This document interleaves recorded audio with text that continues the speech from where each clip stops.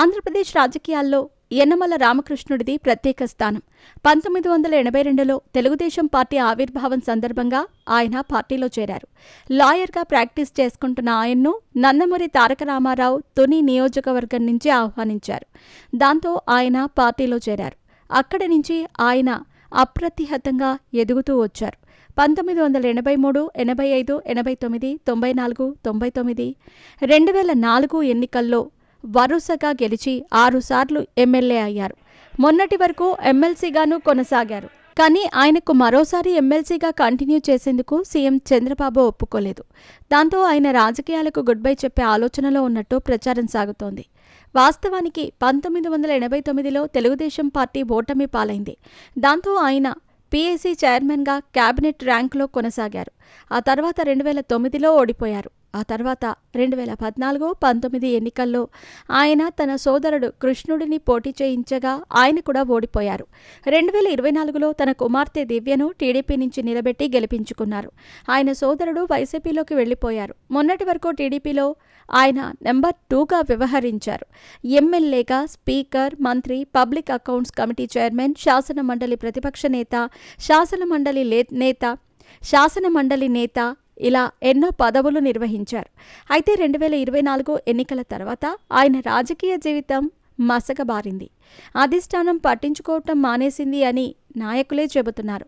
ఇక 2024 ఎన్నికల సమయానికి యనమల రామకృష్ణుడు ఎమ్మెల్సీగా ఉన్నారు. ఆయన కుమార్తె ఎమ్మెల్యేగా గెలిచారు. సీనియర్ల కోటాలో తనకు లేదా జూనియర్ కోటాలో తన కుమార్తెకు మంత్రి పదవి వస్తుందని ఆశించారు. తొలిసారిగా భంగపాటుకు గురయ్యారు. ఆయన ఎమ్మెల్సీ పదవి గత నెల 29వ తేదీతో ముగిసింది. దీంతో మొన్న ఖాళీ అయిన 5 ఎమ్మెల్సీ సీట్లలో బీసీ కోటాలో తనకు సీనియర్గా చంద్రబాబు అవకాశం ఇస్తారని ఆశించారు. కానీ ఎమ్మెల్సీగా కంటిన్యూ చేసేందుకు సీఎం చంద్రబాబు ఒప్పుకోలేదు. అంతేకాదు, ఎప్పటి నుంచో రాజ్యసభలో అడుగు పెట్టాలని అనుకుంటున్నారు. అది కూడా ఆయనకు దక్కలేదు. గవర్నర్ పదవి ఇస్తారని ఆయన అనుచరులు ప్రచారం చేసుకున్నారు. అయినా అధిష్టానం పట్టించుకోలేదు. దాంతో ఆయన పార్టీ హైకమాండ్ తీరుపై తీవ్ర అసంతృప్తిలో ఉన్నట్టు సమాచారం. అయితే దీనికే కారణం లోకేష్ అంటారు రాజకీయ విశ్లేషకులు. లోకేష్ రాజకీయ అరంగేట్రంతో పూర్తిగా పగ్గాలు ఆయన చేతికి వెళ్ళిపోయాయి. ఎవరికి పదవులు ఇవ్వాలి, ఎవరికి ఏ బాధ్యతలు అప్పగించాలి మొత్తం లోకేష్ చూస్తున్నారు. ఆదరించి లోకేష్ వ్యవహారంతో యనమలకు గిట్టేది కాదు.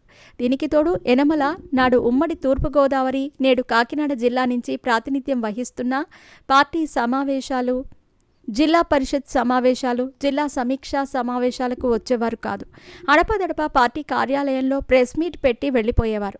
మీడియాను కూడా దగ్గరకు రానిచ్చేవారు కాదు. ఇవన్నీ లోకేష్ గమనించారు. పైగా యనమలపై కోపంతోనే అప్పటి జ్యోతుల నెహ్రూ, తోట త్రిమూర్తులు వంటి వారు పార్టీని వదిలి వెళ్లిపోయారు అన్న ఆరోపణలు కూడా ఉన్నాయి. లోకేష్ ఇవన్నీ పరిగణలోకి తీసుకున్నారు. యనమలను పట్టించుకోవటం మానేశారు అన్నది పార్టీ నేతల టాక్. అలాగే డిప్యూటీ సీఎం, జనసేన అధినేత పవన్ కళ్యాణ్ యనమల కలిసిన దాఖలాలు కూడా లేవనే చెప్పాలి. మొత్తం మీద యనమలకు పదవి రాకపోవటం వెనుక మరో కారణం ఉందంటున్నారు. ఇటీవలే కాకినాడ స్పెషల్ ఎకనామిక్ జోన్ విషయమై సీఎం చంద్రబాబుకు లేఖ రాశారు. ఈ లేఖే యనమలకు పదవి రాకుండా చేసిందని ప్రచారం. ఈ లేఖ విషయంలో సీఎం చంద్రబాబు కనీసం పెదవి విప్పి మాట్లాడలేదు.